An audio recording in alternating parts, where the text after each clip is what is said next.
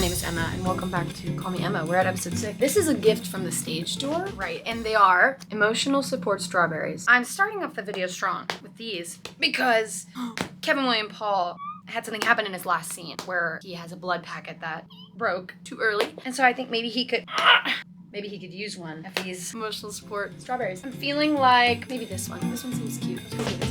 I heard maybe something happened in the last scene. Long story short, Amike, who's wonderful, that takes care of the blood, the bag of all of the packs was leaking, and she couldn't tell which one was leaking. In a kind of quick moment, a decision had to be made, so she picked a pack. And of all the packs, I walked on, and about right after I pick up my good friend Johnny Cade, I felt a drip. I had to make a decision, so I started to do the scene as if I maybe, got a cramp, because nobody puts baby in the corner, and that blood wanted to be seen. That's right. That blood wanted to be out there, so the second it started, it was hard to hide. It was a little bit, I don't want to say embarrassing, it was a little embarrassing. And you know what? For you going through that, I wanted to give you an emotional support strawberry. Oh my god. That's very nice, Emma. You're a very kind person. Thank you. I'm just saying that everything is breaking here. Alliances are being formed, feuds are beginning. And I would say even alliances that were here before are breaking now. I know what you're thinking. What are you talking about? Someone asked on RJ's Takeover on the Outsiders Musicals Instagram, who would win in the Hunger Games? It started as a playful question.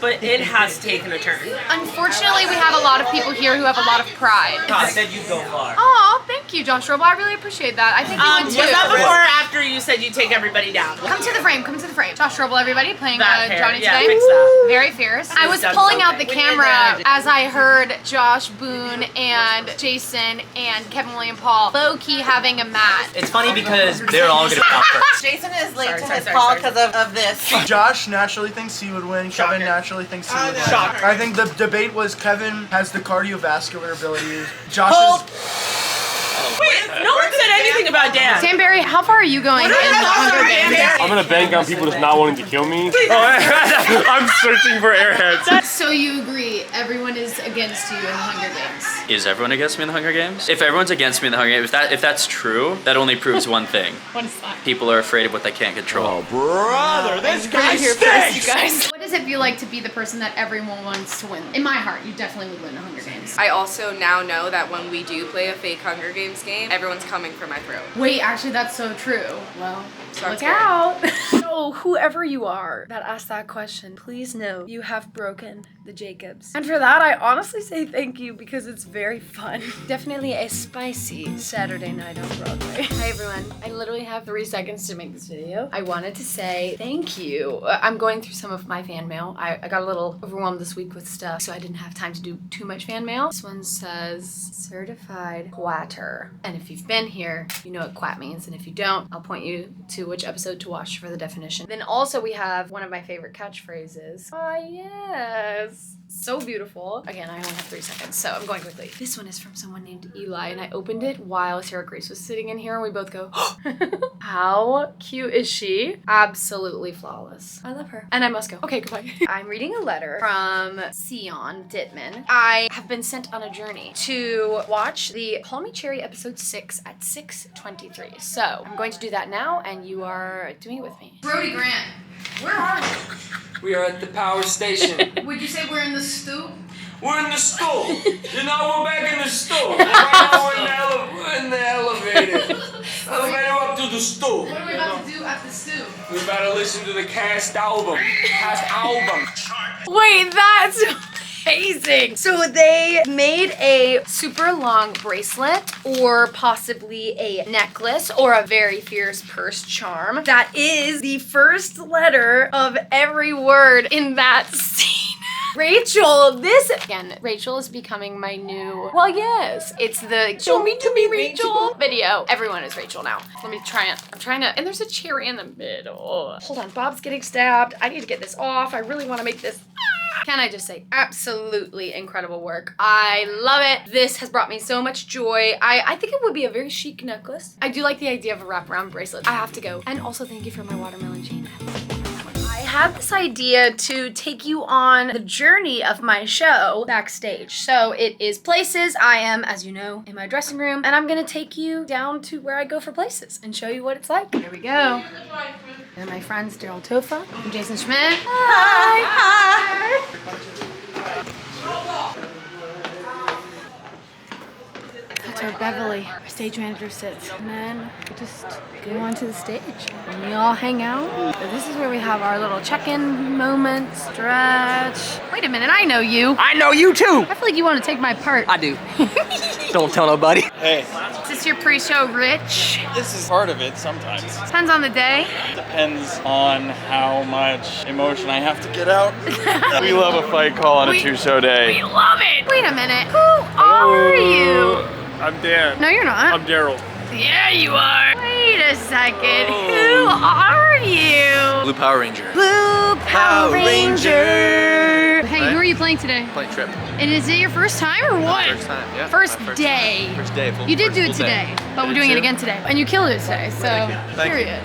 Welcome to Tulsa. My name is Johnny Cade, but I'd rather be Cherry Valance. And now we're gonna go hang out on the side. Let's go. And now we're starting the show. Got Matt Hinckley up there. We got RJ. Go, Beverly, go. Now I'm gonna go back here.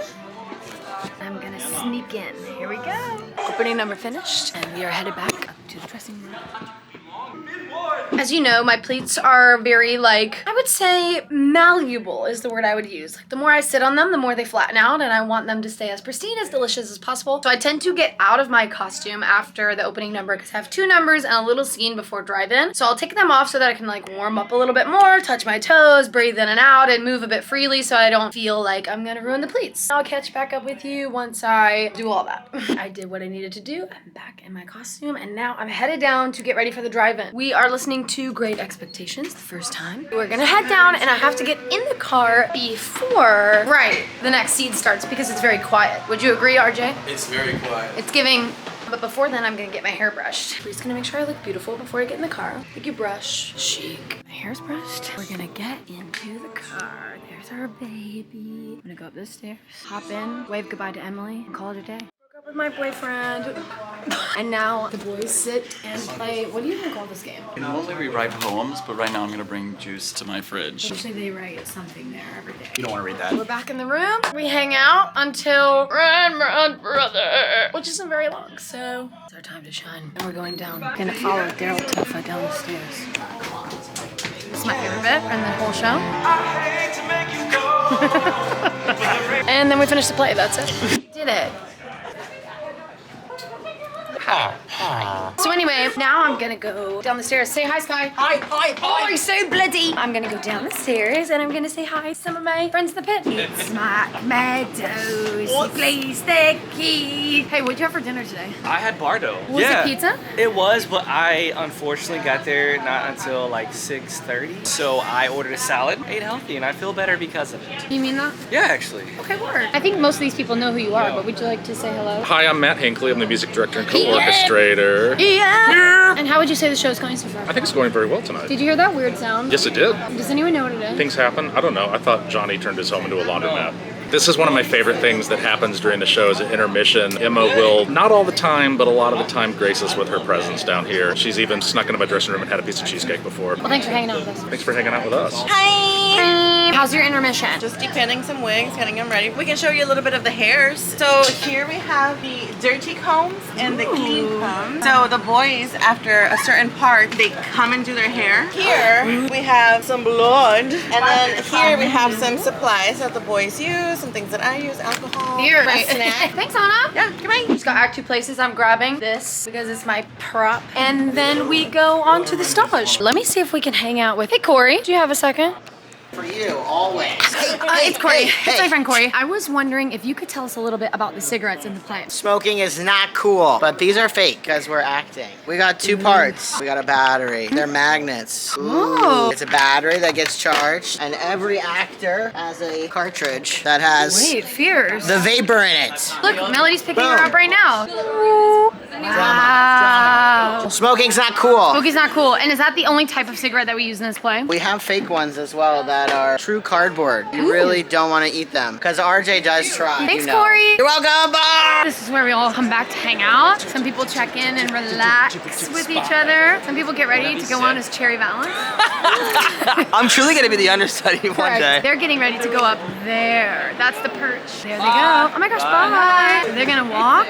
They're gonna climb up. We're going far away. Far away from Tulsa. They're gonna go up safely. Amazing. Our friends here are gonna make sure they get buckled in safely. They get a little seatbelt and they get all tucked in there. And now look, boom, they can't go anywhere even if they tried. And then we're gonna line up and do our play. What quarter is this? This is fourth quarter. Fourth on quarter, Wednesday. everybody. Fourth quarter. Oh, there you go. The fourth. All right, here we go. We have finished with Justice for Tulsa and now have a nice cute little break. And in this break, I again take my costume off so that we limit the amount of wrinklage and depleting, if you will. But one of my favorite parts. Don't believe a word she says. Anyway, so that was so crazy. I'm gonna go do this really fun thing where I play connections. Robed. I have water and I've got my connections. Let's go. So yesterday we lost at connections. Today we almost lost at connections. But thankfully we had someone in the room who had done it today. If you play connections, comment down below how you feel about it. Because some days I feel and some days I feel like, you know, I'm going to do something controversial in the Outsiders world. I'm going to change my costume. Now I say it's controversial because we, as a play, are a memory play. We are all the like depictions of our characters in Ponyboy's mind, and I get to change after Justice for Tulsa because the costume designer and the director and we kind of decided that we think that his idea of Cherry changes after that experience. We're down the stairs. We are going to the underpass where I'm going to change my clothes with one of my favorite swing dressers, Tanya, who's from the UK, babes. You want to say hello? Tanya! Hello, vlog. Okay, here we go. Now I'm gonna change my hair a little bit and I'm gonna call my friend Bree over. Now we go from like, I always call it the American Girl doll version of Cherry to this more like realistic, stressed version of Cherry. Yeah, our hair designer was like very insistent on Cherry having hairography, a hair journey. A hair journey, that's what he calls it. You get to see the story told through her hair. She doesn't look as put together. She doesn't have her chic little headband on. She's giving strands of stress. Very fierce. I'm gonna run up the stairs and get ready off stage before all these crazy people come off. Now I'm on stage left. This is where Tony, our amazing door person, is. That's the stage door where we enter and exit. Hi, Robert. I go with my friends. Hi, Teddy. What's up, Grace? The hoods have turned to the heroes. That's right, now that means I have to go. So I finished up this work. I had to come back around because the exit on the other side of the stage, so I couldn't transfer the camera. But this is a fun part of the Rumble, is that a lot of us come down and do a plank of some sort. Plank time or boat pose time. And we do it for 60 seconds. Join us. Or don't. Maybe don't. Boom. Bye, y'all. One of my favorite parts of the show where me and RJ hang out. Hey everybody, it's post-Rumble. I'm dripping wet. Welcome to our little corner. We usually talk about world events. We have like a lot of big thoughts here. This is actually historically where I talked to Emma about the Hunger Games question for the first time. Let me tell you something. Me and Arlo talked about it at dinner as like a character perspective, and I think we might have to write a fanfic. I just want to put this out there on the internet that Emma said that Rio would lose, and that was the craziest thing I've heard in months. The new swing, like literally brand new, and Emma's like already like. I think that he would be stabbed in the back. I think someone would like get him as an ally and then be like, kill him with some berries. Yeah. Arlo and I were talking about how Rennie would like slay, and I think like Steve would try to run off early and then be killed right away. It's like Pavlov's dogs. Emily comes up and gives us a thumbs up, and then we get Now everybody that does Emily's track has to do it, and if they don't, then they get this look from us. correct. Going down, I'm gonna take off my sweater and add one more different part of the hair journey. Braid situation going on now. Sad Braid working at the hospital.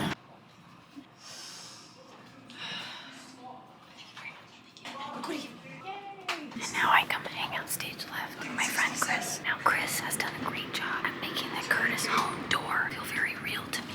Because we've got a welcome mat. There's also a mailbox. So dark. There's also an address on top. And I'm gonna go deliver this kid stuff. Nothing to see here. Finish my final scene. I am changing back into American Girl doll version of Cherry, and then we will finish the show. Final entrance of the show. Good morning, vlog. It is CD signing day, and I had to take you with me because I've never done this before. So I have to show you the fit as well. We had to go all out. We've got cute little hoops. Look at how precious this necklace is. Just got it from a fan last night. Thank you. I've got a couple of my hand bracelets. Certified Quatter, Call Me Emma, a couple of cute Cherry ones. And now my most excited part part. Brendan made me a shirt last night, and Brendan, my lifelong collaborator, who you all know, who makes my dresses for all my opening nights and all my special events. And so we had to do something special for this. Y'all ready?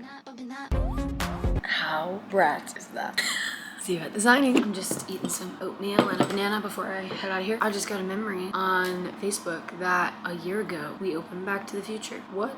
That's crazy. A lot can happen in a year, obviously. It's not lost on me how much my life has changed in just the last 2 years, really. In the last year. Back to the Future was my first original Broadway cast experience, and I made so many great friends in that, and I had so much fun, and I danced my absolute booty off. And in that process, I got to start on this show. I dealt with what it meant to be doing double duty. Double duty is when you're rehearsing in the day and doing your job at night, and then negotiating, you know, what it meant to leave a contract. I'd never left a contract before. Handing in my notice was like, what?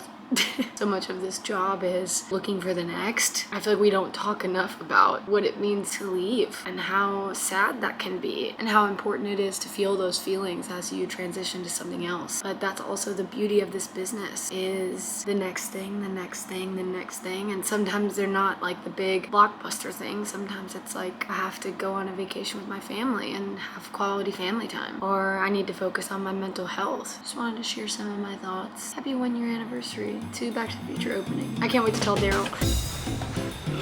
It's signing day. Very chic. Have every beverage known to man. Hey to the vlog. Hey to the vlog. We opened Back to the Future, bro. We opened it a year ago today. That's crazy. Let's go. That's crazy. Let's go. We did it. Yeah. And out we go. Bye, Barnes & Noble. Bye, everybody.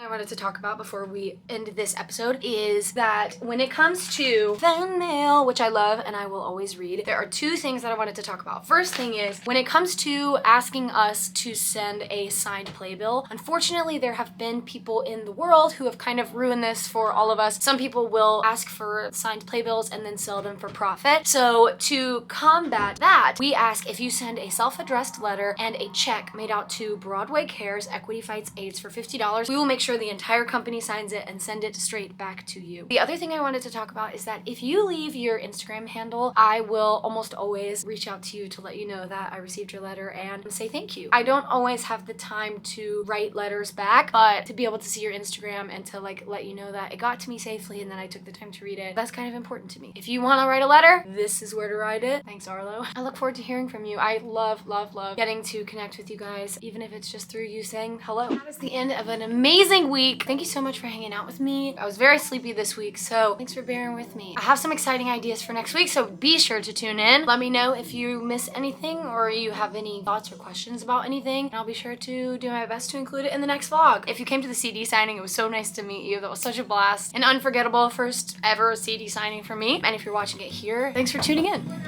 Come in!